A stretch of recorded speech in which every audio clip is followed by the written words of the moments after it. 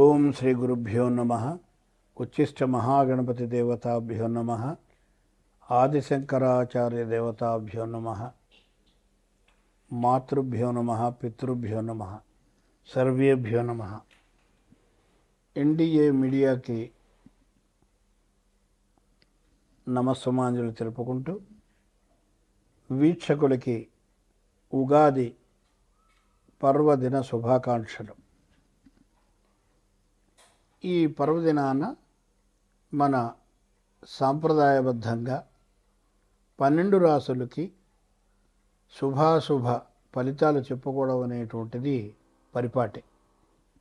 అందులో భాగంగా మొట్టమొదటిగా మేషరాశి. ఈ మేషరాశి అంటేనే దూకుడు స్వభావం ఉంటుంది. ఎందుకంటే కుజుడు దీనికి అధిపతి. ఆలోచన తక్కువ, ఆవేశం ఎక్కువ. ఇది సహజమైనటువంటి క్వాలిటీస్ ఇందులో. అయితే ఇందులో వీళ్ళకి ఈ రాశిలో అశ్విని 1, 2, 3, 4 పాదాలు, భరణి 1, 2, 3, 4 పాదాలు, కృత్తిక 1 పాదం, మొత్తం 9 పాదాలు ఉంటాయి. అయితే వీళ్ళకి ఆదాయం 11, వ్యయం 5 ఉంటుంది. రాజపూజ్యం 2, అవమానం 4. ఇక్కడ చూడండి, చాలా విచిత్రమైనటువంటి రాశి ఈ సంవత్సరం.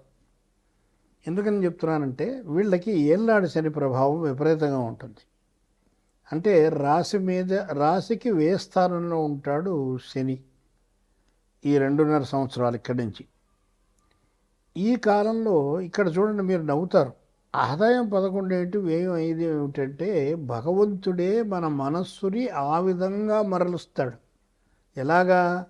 రాబోయే 2.5 సంవత్సరాలు, ఈ సంవత్సరాలు కూడా డబ్బు ఎక్కువగా ఖర్చు అవుతుంది కాబట్టి మనకి భగవంతుడి యొక్క అనుగ్రహం వల్ల, అంటే ద్వితీయ స్థానంలో గురువు ఉన్నాడు గనక, తృతీయ స్థానంలో ఉన్నాడు గనక డబ్బు అనేటువంటిది ఇతనికి ఆర్జించడం ఉంటుంది, సహజంగా వస్తుంది. అది ఇక్కడ సంకేతం కనబడుతుంది. ఇక మనం గ్రహాల యొక్క దుష్ప్రభావ కాలాలను కనుక మనం చూసుకున్నట్టయితే, రవి 14 మే 2026 వరకు 12 అంటే వ్యయస్థానంలో. వ్యయస్థానం అంటే తిప్పట, అలసట, చిరాకు, ఒక్కోసారి దెబ్బలు తగలడం, ఆవేశం అవ్వడం, తామసం అంటే మంచి కోపం రావడం అనేటువంటి తమస్సు, ఇవన్నీ వచ్చేటువంటి అవకాశం కనబడుతుంది. తర్వాత 17/7/2026 వరకు నుంచి ఆగస్టు 17 వరకు అర్ధాష్టమం. ఇక్కడ కూడా వీళ్ళకి ఈ చిరాకులు, పరాకులు, కొంత విరోధాలు ఎక్కువ పెరిగేటువంటి అవకాశం ఉంటుంది. కాబట్టి వీళ్ళు ఎక్కువగా ఆలయ ప్రదక్షిణాలు చేయడం చాలా ఉత్తమమైనటువంటి కార్యక్రమంగా చెప్తాను. ఇంకా చూసినట్టయితే 17 నవంబరు నుంచి 16/12/2026 వరకు అష్టమం. అలాగే 15/3/27 నుంచి సంవత్సరాంతం వరకు 12. ఈ 2 కాలాల్లో కూడా ఈ రవి వల్ల కొంత ఇబ్బంది కలిగేటువంటి అవకాశం ఉంటుంది. పరిహారం ఇక్కడే చెప్పేస్తున్నాను. దీని వరకు మీరు ఆదివారం నాడు గోధుమలు దానం ఇవ్వండి. అలాగే ప్రతిరోజు ఆదిత్య హృదయం చదువుకోండి. సూర్యుడికి ఎదురకుండా నిలబడి తదో యుద్ధ పరిశాంతం సమరే చింతయా స్థితం రావణంచాగ్రదో దృష్ట్వా యుద్ధాయ సముపస్థితం.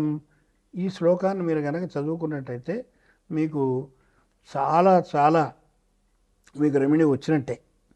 ఇకపోతే ఈ స్త్రీ పురుషాదువులకి గురువు శని యొక్క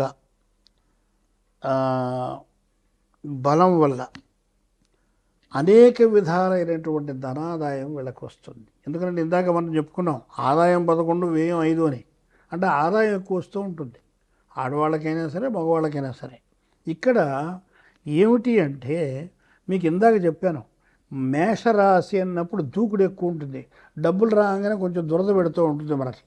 సో అది కొంచెం మనం మానసికంగా కంట్రోల్ చేసుకునేటువంటి ప్రయత్నం చేయాలి.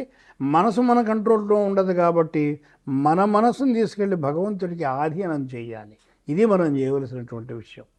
అంటే ప్రదక్షిణాలు చేయాలి. తర్వాత వీళ్ళకి అనుకోనటువంటి సంఘటనలు జరుగుతాయి. ఖర్చు కూడా అదే రీతిలో ఉంటుంది. అనేకమైనటువంటి దుస్సంఘటనలు జరిగే అవకాశాలు ఉంటాయి. అంటే ప్రయాణాలు చేస్తున్నప్పుడు దెబ్బలు తగలచ్చు, యాక్సిడెంట్. మనం జాగ్రత్తగా ఉన్నా అవతల వాడు జాగ్రత్తగా ఉండాలనేటువంటిది లేదు కదా. అందుకని వీలైనంత వరకు ప్రయాణాలు తగ్గించుకోవడం ఉత్తమం. రెండవది, మీరు డ్రైవ్ చేయకుండా వేరే వాళ్ళతో డ్రైవ్ చేయించడం అదొక ఉత్తమం. తర్వాత మళ్ళీ వాళ్ళు మేషరాశి వాడు అవ్వకూడదు, మళ్ళీ వాడైతే ఇదే సేమ్. కాబట్టి ఇవి కూడా మనం జాగ్రత్తగా దృష్టిలో పెట్టుకోవాలి. ఇంకొక విషయం ఏమిటంటే, మీకు ఈ విపత్తుల వల్ల ఈ టెన్షన్స్ వల్ల మీకు మతి భ్రమణం కూడా జరిగిపోయి కొంచెం కసబుస్ అనేటువంటి అవకాశం మీకు మీ యొక్క దీంట్లో కనబడుతుంది. అలాగే గృహంలో భయం, చోర భయం ఎక్కువగా ఉంటుంది. అంటే దొంగల నుంచి జాగ్రత్తగా ఉండాలి. ఇక్కడ జాగ్రత్త చెప్తున్నాం, భయపడబట్టలేదు మేము. రెండవది, మార్చి నుండి ఆగస్టు వరకు ప్రతి చిన్న విషయాన్ని జాగ్రత్తగా పరిశీలించి భార్యతో సంప్రదించి ఏ పనైనా కనుక చేసినట్లయితే మీకు మధ్యన, మీ భార్యాభర్తల మధ్యన ఏ విధమైనటువంటి కలహాలు రాకుండా సామరస్యంగా జీవితం సాగిపోతుంది. ఇక ఈ ఆరోగ్య భంగాలు జరగడం అనేటువంటిది సహజం. ఎందుకంటే వ్యయస్థానంలో ఉన్నటువంటి శని యొక్క దృష్టి షష్టమ స్థానం మీద పడుతుంది. షష్టమం అంటేనే అనారోగ్యం, 12 హాస్పిటలైజేషన్. కాబట్టి కొంచెం జాగ్రత్తగా ఉండాలి. ఏమిటి సార్ అంటే ఇక్కడ మితాహారం జాగ్రత్త. రెండోది, దుంపలు, వేపుళ్ళు, మసాలా కూరలు ఇట్లాంటివన్నీ వీలైనంత వరకు తగ్గించేసేయాలి. పచ్చళ్ళు అది వేసుకున్నాం కదా, అది తింటలేదు కదా, పచ్చళ్ళు మంచి రుచిగా ఉంటుందని తిన్నాం అనుకోండి, మళ్ళీ అది ప్రాబ్లమే. కాబట్టి అన్నీ కూడా చాలా లిమిటెడ్గా మనం కనుక తీసుకున్నట్టయితే ఈ యొక్క మంచి ఫలితాలను మనం పొందేటువంటి అవకాశం నాకు బాగా కనపడుతుంది. అయితే మీరు ఎప్పుడైతే మాట్లాడడం అనేటువంటిది కంట్రోల్ చేసుకుంటారో, జాగ్రత్త పడతారో, మీరు అందరూ మిమ్మల్ని లైక్ చేస్తారు, మిమ్మల్ని అందరినీ దగ్గర తీసుకుంటారు. ఇది కొంచెం మీరు దృష్టిలో పెట్టుకోవాలి. పోతే చివరిగా మంగళవార నియమాలు, తర్వాత శనివార నియమాలు, రుద్రాభిషేకాలు, నవగ్రహ హోమము, శాంతి జపము తప్పనిసరి. ఇవి ఎందుకు చేయమంటున్నామంటే, ఈ మంగళవారము శనివారం నియమాల్లో పూజలతో పాటు దానాలతో పాటుగా మీరు ఉపోషం అనేటువంటి కార్యక్రమాన్ని కూడా స్టార్ట్ చేస్తే మనస్సు కంట్రోల్ అవుతుంది. అందుకు మనకు ఉపోషాలు చేయబడింది. రెండవది, ఆరోగ్యం కూడా నార్మల్ అవుతుంది. కాబట్టి శని యొక్క ప్రభావం ఎంత ఉన్నప్పటికీ కూడా దాన్ని మనం తగ్గించుకుంటున్నాం. చూడండి, ఇది మనకి జ్యోతిష్యం వల్ల ఎంత ఉపయోగం మనకు తెలుసుకోవాలి. దీని తర్వాత ఇప్పుడు ఈ పంచాంగ శ్రవణంలో అతి ముఖ్యమైనటువంటి ఘట్టం ఏమిటంటే నవనాయకుల నిర్ణయం. ఇది సనాతన కాలం నుంచి వస్తున్నటువంటి సాంప్రదాయం. కాకపోతే దీన్ని ఎక్కువ మంది పాటించట్లేదు, ఎక్కువగా దానికి ఇంపార్టెన్స్ ఇవ్వట్లేదు, వినేవాళ్ళు చెప్పేవాళ్ళు ఇద్దరు కూడా. ఈ నవనాయకులు అంటే రాజు, మంత్రి, సైన్యాధిపతి, సస్యాధిపతి, ధాన్యాధిపతి, తర్వాత మేఘాధిపతి, అర్ఘాధిపతి, మేఘాధిపతి, రసాధిపతి, నీరసాధిపతి. ఈ 9 ఈ 9 పోర్ట్ఫోలియోస్ అంటాం. మనకి రాజుగారు ఏదైతే మంత్రివర్గం ఉంటుందో అదేవిధంగా గ్రహరాజు అయినటువంటి రవికి వీళ్ళ యొక్క ఈ యొక్క ఏర్పాటు మన వాళ్ళు ఋషులు ఏర్పాటు చేశారు.